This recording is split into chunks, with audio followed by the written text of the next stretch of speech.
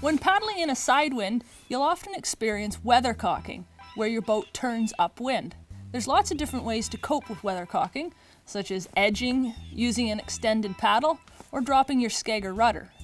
But if you're having trouble coping, or you're paddling with someone who is, there's a technique you can use with a partner called the stern tap.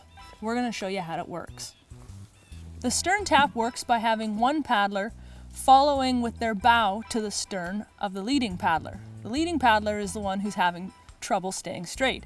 So what you do is simply keep your bow nudged up against their stern and bump them back onto course.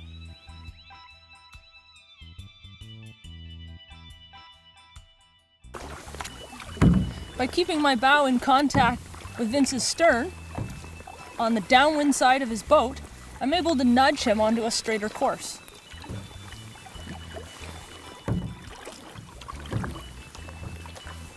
Too much, and I can ease off. Too little, and I can paddle a little bit harder.